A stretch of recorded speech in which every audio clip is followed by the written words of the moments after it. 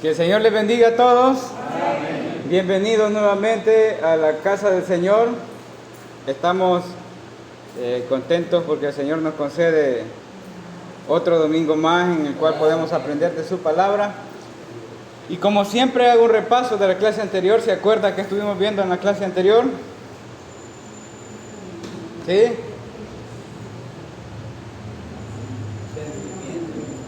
Ajá. ¿Qué tienen que ver los sentimientos con la santificación?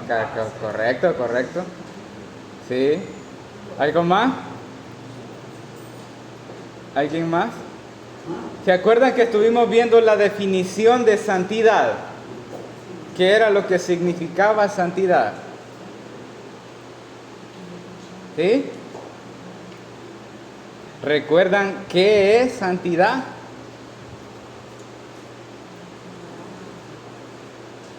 ¿No? Les recuerdo. Santidad es la ausencia absoluta de pecado. Aprendámonos eso. ¿Qué es santidad? Es la ausencia absoluta de pecado. Eso estuvimos viendo el domingo pasado. Y yo mencionaba de que no existe una persona que sea digna de estar hablando acerca de santidad y exigiendo santidad a los demás, hablando cómodamente de la palabra santidad, si conociera exactamente de qué está hablando. ¿Sí? Y mencionaba, yo decía que hay muchos predicadores que usan la palabra santidad para verse como personas muy estrictas. Yo decía en esa clase, poniendo el ejemplo de que eran como un Cantinflas en Los Tres Mosqueteros, tirando filazos por todos lados, aquí, allá, izquierda, derecha, al centro, y con movimiento de retroceso, hablando de santidad.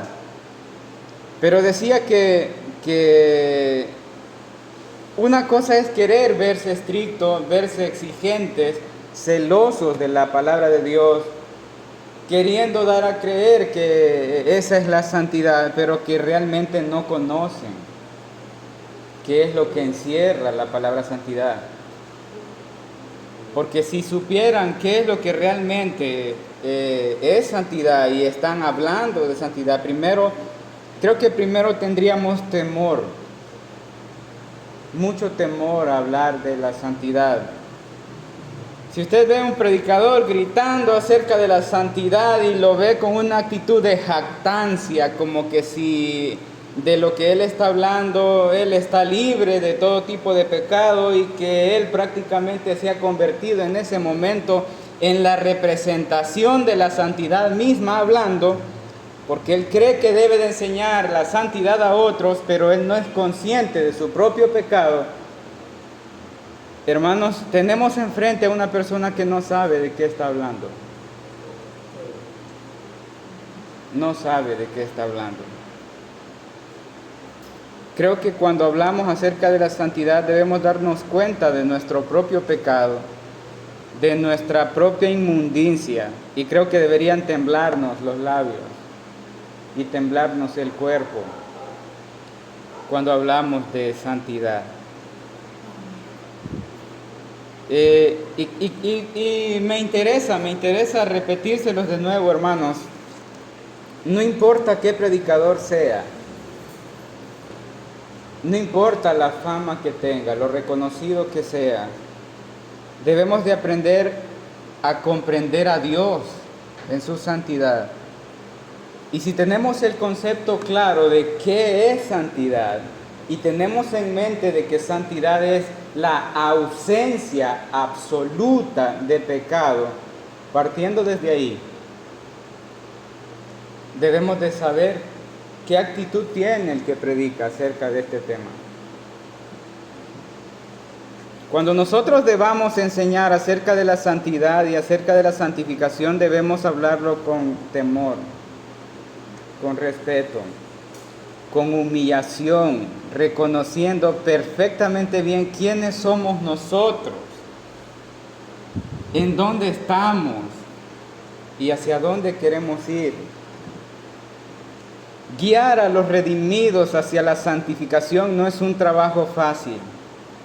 Esto requiere y demanda crecimiento espiritual, madurez espiritual, búsqueda de Dios y su presencia, y también requiere de mucho conocimiento, de constante búsqueda de la comprensión de la palabra de Dios para poder guiar hacia la rectitud y hacia la piedad y al verdadero cristianismo a los hermanos.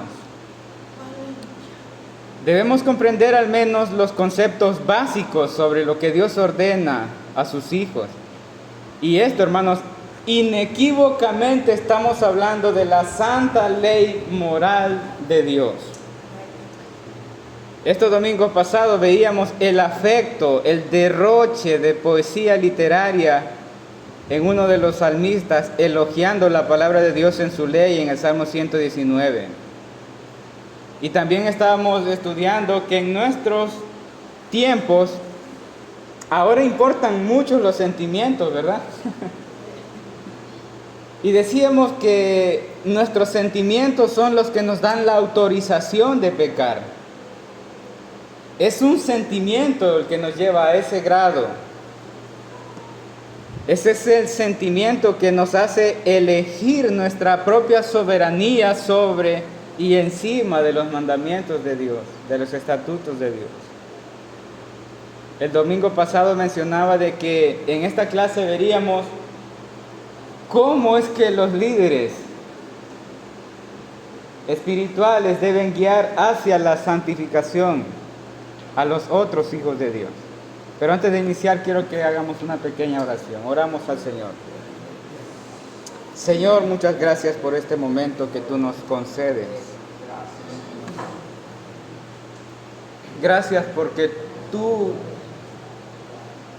has tenido misericordia de nosotros. Gracias, Señor, porque nos concedes la oportunidad de estar en tu casa y estudiar tu palabra. Permite que tu palabra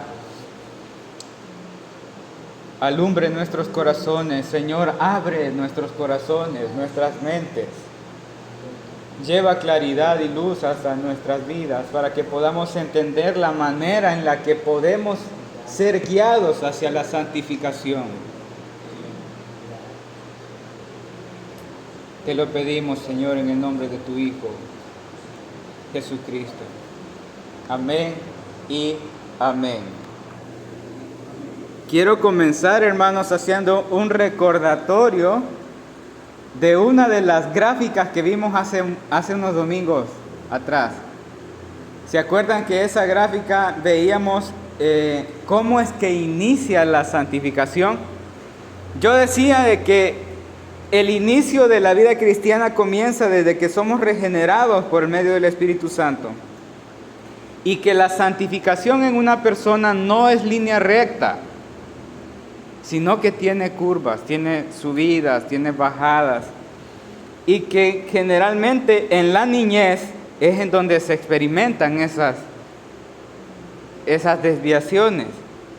Pero luego sube a la juventud espiritual, en donde ya los picos son un poco más cortos. Hay declines y hay nuevamente elevones, pero ya se nivela un poco más la curva del crecimiento a la santificación.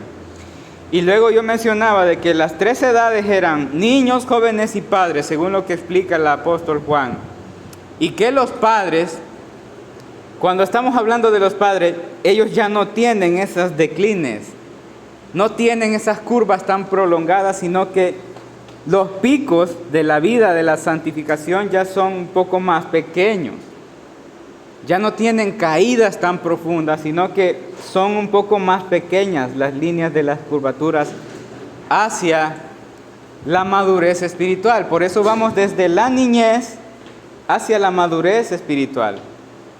Mencionaba de que iniciamos desde la regeneración en la niñez espiritual, crecemos a la juventud, luego a padres, hasta ser a la estatura de la plenitud de Cristo. Yo mencionaba en las clases pasadas de que es casi exactamente igual como los niños. Necesitan ser guiados, necesitan ser enseñados. Los jóvenes, decía que con los niños se hace difícil ponerlos a estudiar. Un niño hace berrinche porque lo manden a hacer una plana. Los jóvenes no, ya los jóvenes van entendiendo que deben tener responsabilidades. Y en esa etapa de la juventud llegan a un punto en donde saben que ellos ya alcanzaron la madurez de entender que deben de esmerarse para poder lograr graduarse de una universidad. Ya es gente que va entrando hacia la madurez y ellos comienzan a valorar incluso el sacrificio de sus padres. Pero luego estamos en el nivel de padres, que son gente que tienen madurez espiritual, en el aspecto cristiano, ¿verdad? Ellos ya conocen a Dios. El apóstol Juan les dice: os escribo a vosotros, padres, porque conocen al que es desde el principio. Estos padres ya no tienen los berrinches de los niños, ya no tienen las inestabilidades de un joven. Ellos ya saben quién es Dios y ellos también ya saben cómo guiar a todos los que están de aquí desde ahí, de esa estatura para abajo, cómo guiarlos hacia el conocimiento de quién es Dios. Por eso cuando yo les enseñaba eso, les preguntaba: ¿en qué edad deberían estar los líderes de la iglesia? ¿En qué edad debería estar un pastor? Debería ser padre, ¿sí? ¿En qué edad deberían estar los diáconos? Deberían ser padres. ¿En qué edad deberían estar los líderes de la iglesia? Deberían, ¿verdad? Ese sería el esquema perfecto de cómo una iglesia podía ser guiada perfectamente hacia la santificación, porque los líderes ya entienden cómo deben guiar hacia los demás, hacia la santificación, ¿verdad? Bueno, ya que recordamos ese esquema,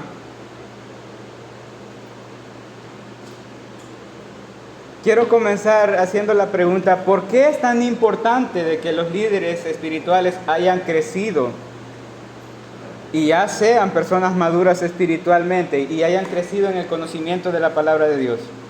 Hermanos, es de suma importancia porque la edad espiritual de los líderes y el nivel de conocimiento de la palabra de Dios en ellos, de eso es que va a depender qué tan alto vaya a crecer espiritualmente la iglesia.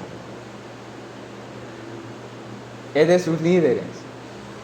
¿Usted quiere saber qué tanto ha crecido una iglesia espiritualmente? Usted debe evaluar el conocimiento de la palabra de Dios en sus líderes.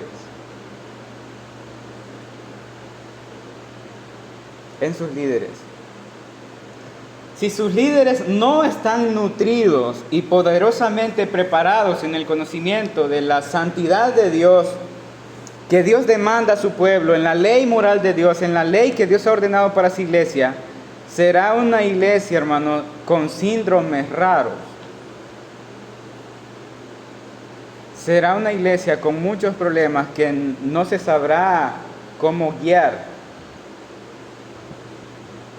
Esa iglesia estará compuesta de personas con muchos años de ser cristianos y en pañales todavía, creyendo ser maduros espiritualmente por la cantidad de años que tienen, llamándole santidad a lo que no es santidad, llamándole santificación a lo que debería pasar a segundo plano, porque no conocen realmente de qué están hablando. Y es que la estructura con la cual Dios ha diseñado la iglesia, hermanos, el único objetivo es que todos crezcan, que todos sean guiados, porque nuestro Dios es un Dios de ley, tiene leyes, amén, y su iglesia debe guiarse por su ley. Nosotros no somos una iglesia sin ley. Y la manera en la que toda la iglesia conozca a Dios es la manera en la que sus líderes le han presentado a Dios.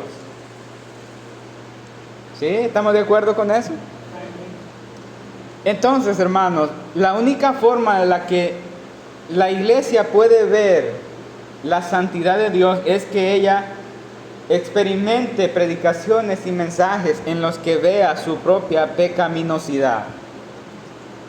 Los líderes deben de enseñar la palabra de Dios a ellos para que vean cómo Dios es santo y cuál es la demanda de Dios para su pueblo a través de su ley moral. Ese es el trabajo del liderazgo. Ese es el trabajo de los líderes principales de la iglesia. Guiar hacia todos los niños, hacia la madurez de la comprensión de quién es Dios. Esa es la santificación. El hecho de ser colocados en ese nivel es un privilegio de autoridad. Es estar en una autoridad superior de la iglesia. Y hermanos, ese es un trato muy especial de Dios con todos los que son llamados, porque asumir ese llamado es asumirlo con responsabilidad, fidelidad al llamado de Dios. En esta posición de autoridad hace que todos los hijos de Dios vean en ellos, en sus líderes, una proyección evidente de la santidad de Dios. Y quiero poner como ejemplo la primera iglesia, la iglesia naciente después de que Jesús es enviado, después de que Jesús asciende al cielo. En los líderes que la iglesia tenía en ese tiempo, hermanos, toda la iglesia sabía de que ellos marcaban la dirección hacia dónde iba la iglesia en cuanto a la santificación. Estaba en sus líderes la responsabilidad del crecimiento, del conocimiento de la palabra de Dios.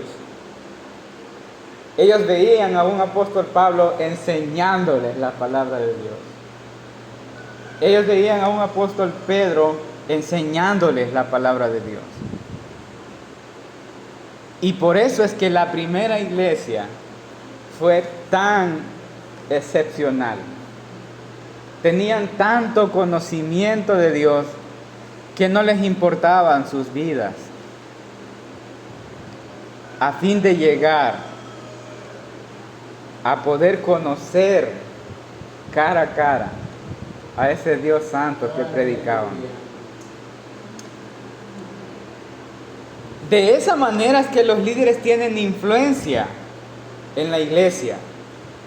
El problema que tendrá un líder con la iglesia es que la iglesia no conoce las leyes de Dios. Conocen y les gusta conocer a un Dios lleno de amor, lleno de misericordia, un Dios que les comprende, un Dios que les entiende.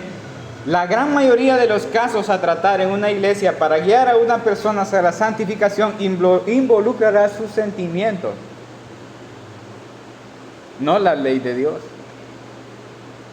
sino que sus sentimientos. Y hemos aprendido en las clases pasadas algo muy especial acerca de la ley de Dios. Y es que a la ley de Dios no le importa nuestros sentimientos. Entonces, ¿cómo puedo ayudar a que los demás logren entrar a ese proceso de santificación sin herir sus sentimientos? ¿Cómo un líder podía llevar hacia la santificación a una persona sin herir los sentimientos?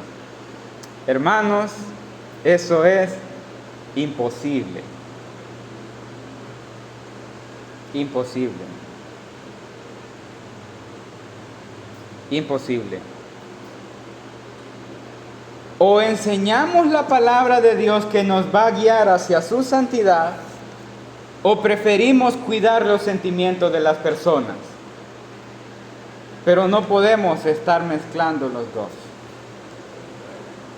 No se puede. Ahora, no estoy hablando de herir a las personas por diversión o herirlos porque me da placer hacerlos sufrir. No. Estoy hablando, hermanos, de algo más allá de simplemente ver a una persona herida. No es como, ahorita tengo la oportunidad, voy a herir a este. No, no es ese tipo de herida. Yo estoy hablando de la guianza hacia la santificación. Amén. De eso es que estamos hablando. La palabra de Dios es una espada que corta. La Biblia no dice que es una pluma que al rozar nuestra piel nos da esa sensación de comodidad. La palabra de Dios dice que es una espada. Y no solamente dice que es una espada, dice que es una espada de doble filo que corta hasta partir el alma, las coyunturas, el espíritu, discierne los pensamientos y las intenciones del corazón. No estamos hablando de una plumita, es una espada. Es una espada que corta en dos nuestros pecados. Esa espada es tan especial que a esa espada no le importa cortar sentimientos, porque es santa y nos guiará hacia la santidad. Y vamos a comenzar con las primeras instrucciones para el liderazgo. Los líderes deben conocer perfectamente bien qué es la verdadera santidad, qué es verdadera santidad y qué es fanatismo de santidad. Porque aunque ambas tengas incluidas la palabra santidad, no son lo mismo. No son lo mismo. Un líder espiritual que sabe qué es santidad no tendrá otra cosa en su boca más que la palabra de Dios. Y esa palabra de Dios la dirá con temor porque él mismo sabe que Dios es santo.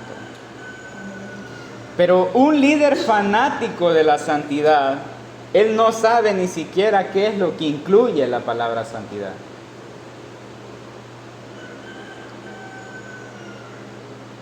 Y este fanático se va a medir con los demás y los va a pesar en una balanza y los va a evaluar como un juez y los verá y va a ver si dan la altura o no dan la altura.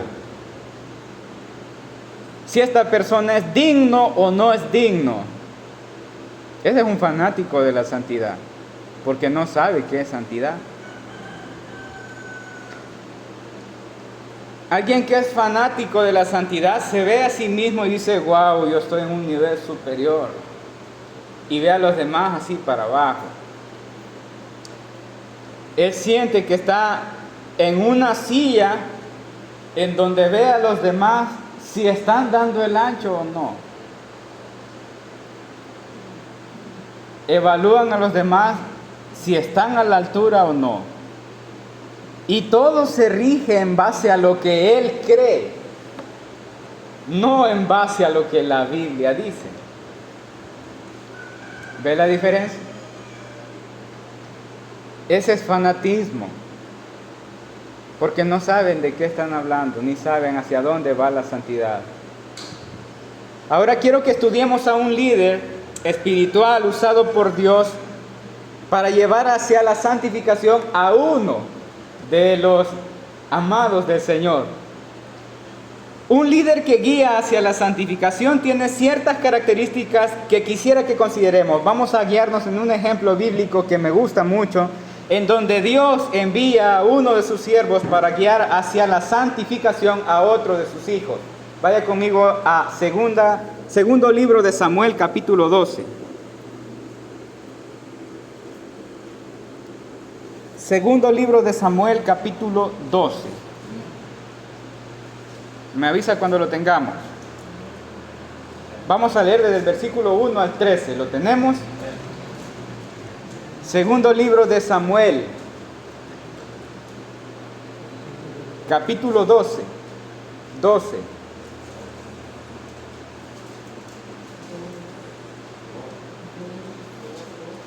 Segundo libro de Samuel, capítulo 12. Capítulo 12. ¿Lo tenemos? Vamos a leer desde el versículo 1 al 13. Dice la palabra del Señor. Jehová envió a Natán a David, y viniendo a él le dijo: había dos hombres en una ciudad, el uno rico y el otro pobre. El rico tenía numerosas ovejas y vacas, pero el pobre no tenía más que una sola corderita, que él había comprado y había criado, y que había crecido con él y con sus hijos juntamente, comiendo de su bocado y bebiendo de su vaso, y durmiendo en su seno, y la tenía como a una hija. Y vino uno de camino al hombre rico, y éste no quiso matar de sus ovejas y de sus vacas para guisar para el caminante que había venido de él, sino que tomó la oveja de aquel hombre pobre y la preparó para aquel que había venido a él. Entonces se encendió el furor de David en gran manera contra aquel hombre, y dijo a Natán: vive Jehová, que el que tal hizo es digno de muerte, y debe pagar la cordera con 4 tantos, porque hizo tal cosa y no tuvo misericordia. Entonces dijo Natán a David: tú eres aquel hombre. Así ha dicho Jehová, Dios de Israel: yo te ungí por rey sobre Israel y te libré de la mano de Saúl, y te di la casa de tu señor y las mujeres de tu señor en tu seno. Además te di la casa de Israel y de Judá, y si esto fuera poco, te habría añadido mucho más. ¿Por qué pues tuviste en poco la palabra de Jehová, haciendo lo malo delante de sus ojos? A Urías Heteo heriste a espada y tomaste por mujer a su mujer, y a él lo mataste con espada de los hijos de Amón.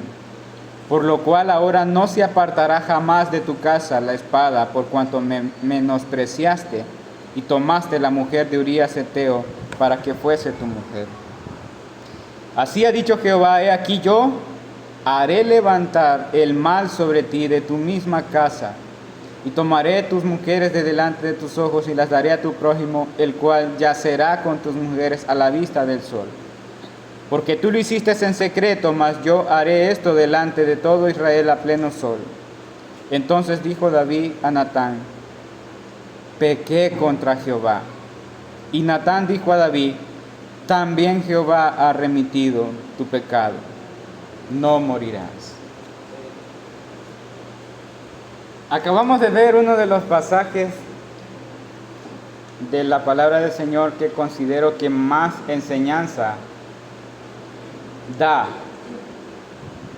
con respecto a la forma en la que un líder espiritual guía hacia la santificación a otro hijo de Dios.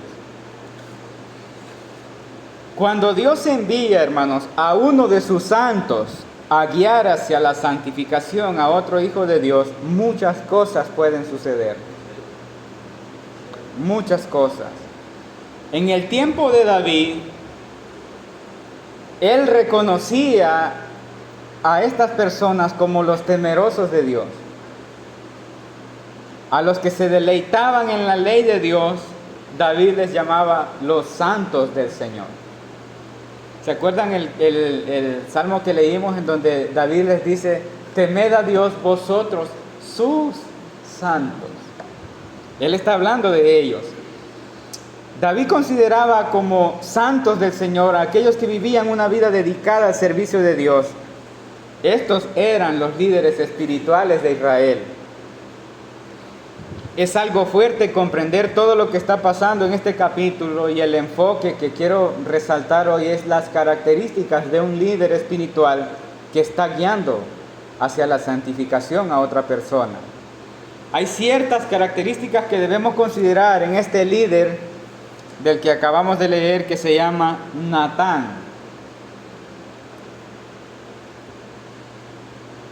Y quiero que veamos cómo es que este líder guía hacia la santificación a otro hijo de Dios. Y la primera característica que Natán tiene es que él conoce a Dios. Natán sabe quién es el que le ha hablado y quién es que lo está enviando.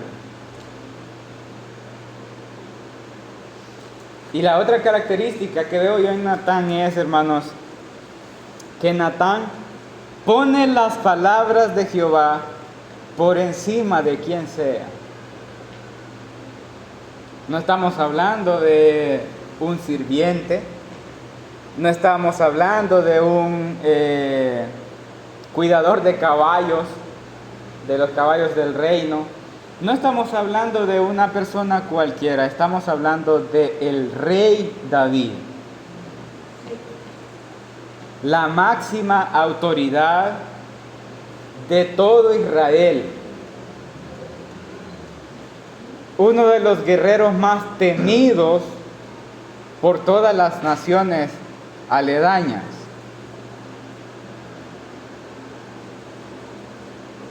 Yo considero que había muchas personas que al ver a David les temblaba todo, porque David era un guerrero. David no era un simple rey que pasaba en sus almohadas. No, David inaugura su reinado derribando a Goliat y cortándole la cabeza. David no le tenía miedo a otra persona. Pero vemos a Natán frente a David, poniendo la palabra de Jehová por encima de David.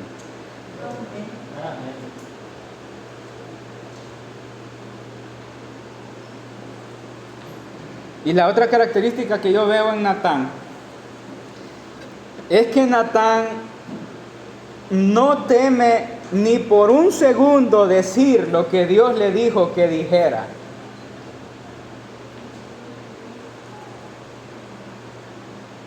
¿O le ven ustedes temor? Según lo que el pasaje ha dicho, ¿le ven cierto temor a Natán de decir lo que está diciendo? No. No. Y otra característica que tiene Natán en este pasaje es que solamente se limita a decir lo que Dios le dijo que dijera. Natán no se enfoca, qué barbaridad, David. Mira, si hubieras hecho esto, si hubieras hecho lo otro, no te hubiera pasado esto. Yo pienso de que mejor hagas así porque así te va a salir mejor. No, Natán llega a lo que llega, hermano. Y solamente le dice, así ha dicho Jehová. No le dijo, yo estoy pensando, David, yo creo, David, que podemos hacer. No, le dijo, así dice Jehová.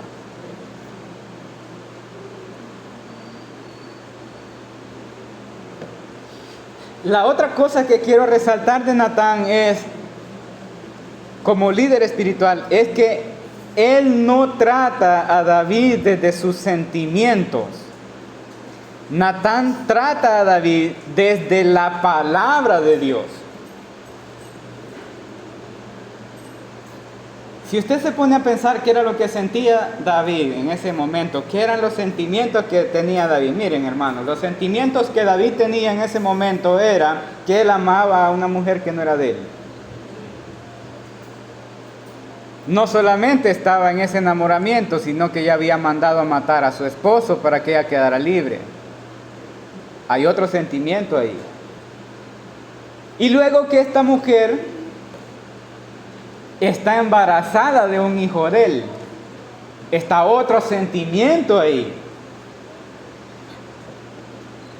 Ahora vemos a Natán tratando a David desde la palabra de Dios, no desde sus sentimientos. Amén. Lo otro que veo yo en Natán es que a Natán no le importó el dolor de David cuando vio que la espada cortaba su vida, sino que vio que Dios lo amaba con amor real y misericordia, porque le estaba cortando su pecado. Entonces, para un líder espiritual, hermanos, un líder espiritual no debe importarle el dolor que otro hijo de Dios sentirá cuando la espada de Dios lo corte, porque él va a entender que esa palabra de Dios le va a cortar, y lo va a cortar por amor y por misericordia de Dios. ¿Saben por qué? Porque los que no son hijos de Dios no sienten esa espada. Si yo siento que la palabra de Dios me está cortando, considérese hijo. Porque si usted escucha la palabra de Dios y no lo corta, deberíamos ponernos a pensar, ¿verdad? Ahora la otra característica es que veo en Natán es que el propósito de Natán era que Dios restaurara a David y lo guiara hacia la santificación por medio de la palabra de Dios. Hermanos, ser un líder espiritual que guía hacia la santificación a otras personas es muy difícil. Es complicado porque todas las personas desean que se les consientan sus sentimientos, que se les comprendan sus sentimientos, que no se les dañe sus sentimientos. No quieren que la enseñanza ni la predicación de Dios confronte sus sentimientos a través de la santidad de Dios. Prefieren los mensajes de esperanza, prefieren los mensajes del amor de Dios, prefieren los mensajes de la misericordia de Dios, prefieren mensajes de superación personal, prefieren mensajes de sanidades, de las promesas de Dios, y no hay nada de malo en eso. Esos mensajes deben ser parte del caminar del Evangelio, pero no son la única enseñanza del Evangelio. El apóstol Pablo decía, hasta que todos lleguemos hasta la estatura de la plenitud de Cristo. Si yo les hablo de esperanza, ¿eso me haría crecer en la santificación? Muy poco, ¿verdad? Si yo hablo de las promesas, ¿eso me hará crecer en santificación? No. Si yo les hablo del amor y la misericordia de Dios, ¿eso me hará crecer en santificación? Ahora les hago una pregunta. El único objetivo que llevaba Natán para David era guiarlo hacia la santificación, ¿verdad que sí? Ahora, ¿ve en el mensaje de Natán un mensaje de esperanza? ¿Ve un mensaje de consuelo? ¿Ve que Natán llega a hablarle de las promesas de Dios a David? ¿Ve que Natán llega a hablarle del amor y la misericordia de Dios a David? No. ¿Pero qué está haciendo Natán? Natán está guiando a David hacia la santificación. ¿Qué tipo de mensaje lleva Natán a David para guiarlo a la santificación? Para David, hermanos, después de escuchar el mensaje de Natán, solo Dios era la única esperanza. ¿Ve que es diferente? Para Natán, cuando Dios lo envía a dar el mensaje de la palabra de Dios, no va cargado de promesas de Dios, va cargado con un juicio de Dios. Entonces, cuando David escucha el mensaje de Natán, él no se sentía digno de promesas. ¿Ve la diferencia?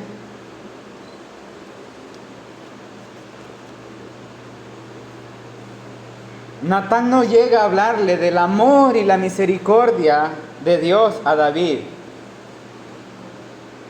Pero David encuentra el amor y la misericordia de Dios en el castigo por su pecado. ¿Ve la diferencia?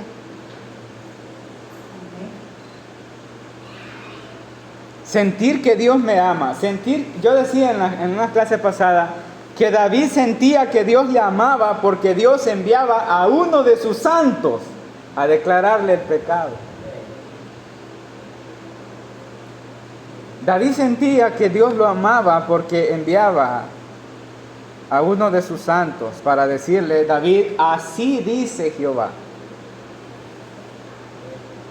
¿Qué sentiremos nosotros cuando Dios envía a uno de sus santos y dice una palabra de parte de Jehová y nos hiere, nos toca? ¿Nos sentimos amados? ¿O nos dan ganas de quitarnos los zapatos y tirárselos al predicador? Hay algo que quiero resaltar, y es que solo alguien como David pudo atesorar a uno de los santos de Jehová sin agredirlo por alumbrar su pecado. David reconoció que era Dios que había enviado a uno de sus santos. No tenemos muchos Davids en nuestras congregaciones.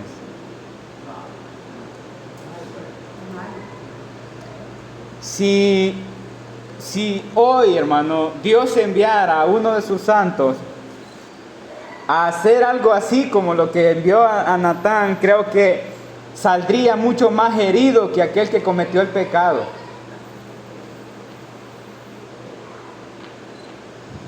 Saldría mucho más herido.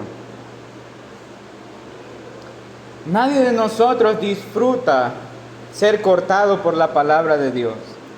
Pero declararles el pecado a las personas y hacerles conciencia de su pecado no es como tratar con un David en este tiempo, hermanos. Usted se preguntará, ¿cómo es que David, siendo tan pecador, era conforme al corazón de Dios? ¿Qué opinión tiene usted sobre David respondiendo hacia la corrección de Dios cuando envía a uno de sus santos a declararle el pecado?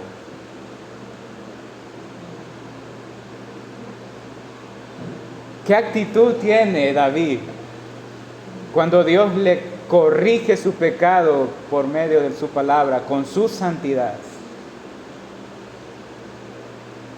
¿Tendremos esa docilidad nosotros con nuestros líderes superiores?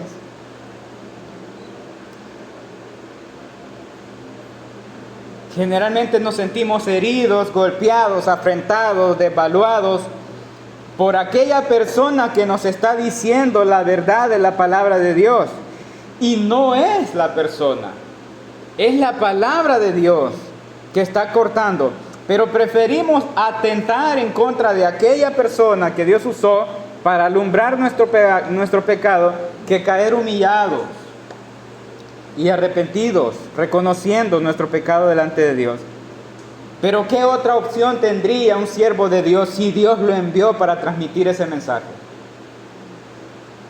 ¿Qué puede hacer un hijo de Dios si Dios lo envió? ¿Será que existe una manera diferente en la que las personas no deban salir heridas sentimentalmente cuando la palabra de Dios los toca? No se puede.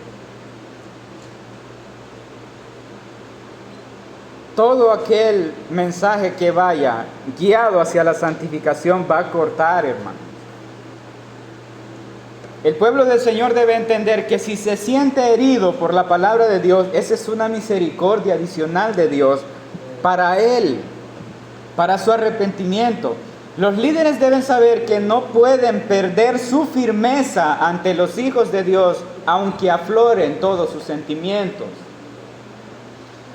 ¿Cuántos sentimientos cree usted que le afloraron a David? ¿Cuántos sentimientos cree usted que David le florecieron cuando la palabra de Dios le llegó por medio de Natán? Muchos sentimientos. Pero ¿Perdió su firmeza Natán?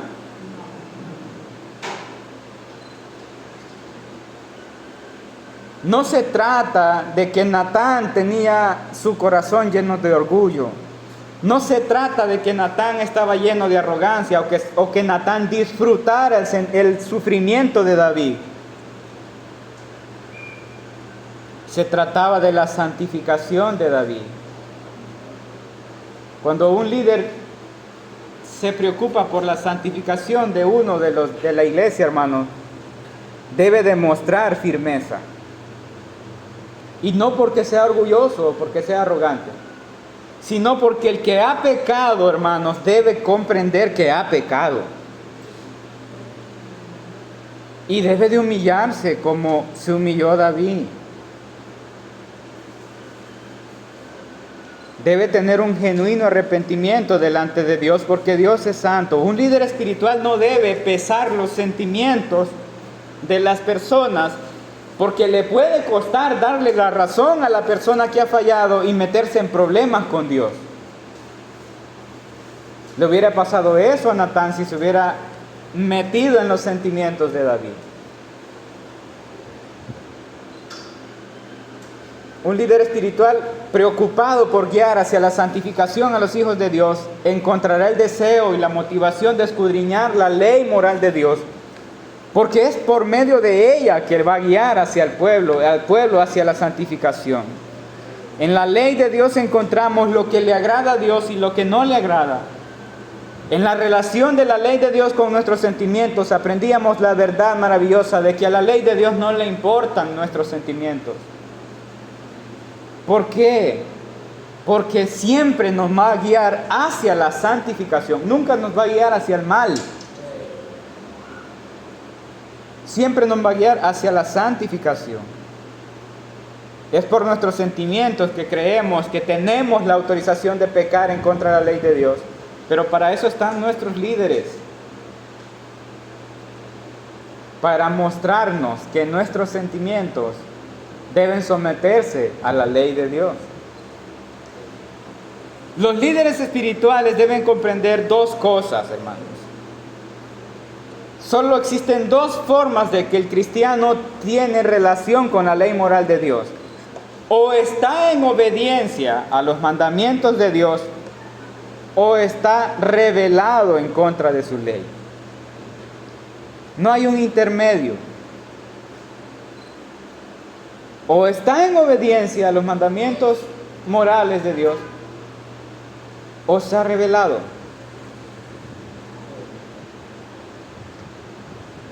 Quiero que me escuchen bien esto que les voy a decir, porque voy a finalizar con esto. Escúchenme, hermanos. No existen personas con buenos sentimientos. Lo vuelvo a repetir. No existen personas con buenos sentimientos.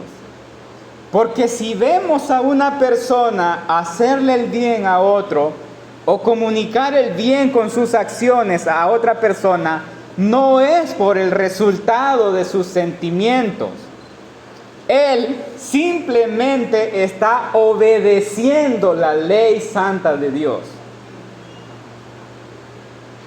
No es fruto de sus sentimientos, es obediencia a la ley de la palabra de Dios.